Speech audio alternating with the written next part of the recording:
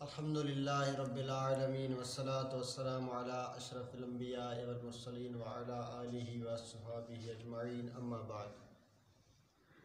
معزز سامعین کرام، السلام علیکم ورحمۃ اللہ وبرکاتہ۔ اللہ کے فضل و کرم سے آج ہم صلہ کے متعلق پڑھیں گے۔ جو موصول کا صلہ ہوتا ہے وہ کیا ہوتا ہے؟ تو صلہ جو ہے وہ لغتاً اس کا معنی ہے ملانا، لیکن اصطلاح نحویوں میں صلہ اس جملے کو کہتے ہیں جو اسم موصول کے بعد آئے، جو اسم موصول کے بعد آئے، جیسے الخناس الذی یوسوس،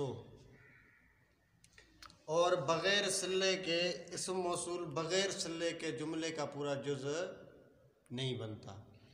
اسم موصول بغیر صلے کے جملے کا پورا جز نہیں بنتا، اور صلہ اس کا جملہ خبریہ ہوتا ہے، اور عائد ایک ضمیر ہوتی ہے جو موصول کی طرف پھرتی ہے، جیسے الخناس الذی یوسوس، اس میں الذی اسم موصول ہے اور یوسوس فعل، ضمیر اس میں ہوا فاعل، جو راجع بطرف موصول جو اس کا فاعل ہے، فعل اپنے فاعل سے مل کر اب یہ کیا بنے گا؟ اس کا صلہ بنے گا۔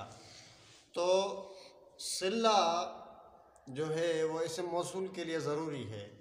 اسم موصول صلے کے بغیر جملے میں کچھ بھی نہیں بنتا، بلکہ کچھ ہو کے بن کے پھر جو ہے وہ آگے جملے میں کچھ بنتا ہے۔ کا صلہ جملہ ہونا ضروری ہے، اسم موصول کا صلہ جملہ ہونا ضروری ہے۔ مرکبات غیر تامات جہاں مسند و مسند الیہ نہ ہوں، اسم موصول کا صلہ نہیں بن سکتے۔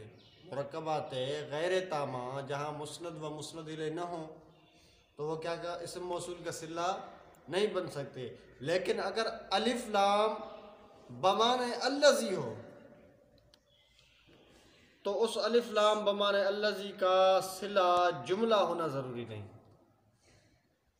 جہاں پر الف لام بمعنی الذی ہو، اسم فاعل پر ہو یا اسم مفعول پر ہو، تو وہاں پر اس الف لام بمعنی الذی کے لیے صلہ جو ہے وہ جملہ ہونا ضروری نہیں ہے۔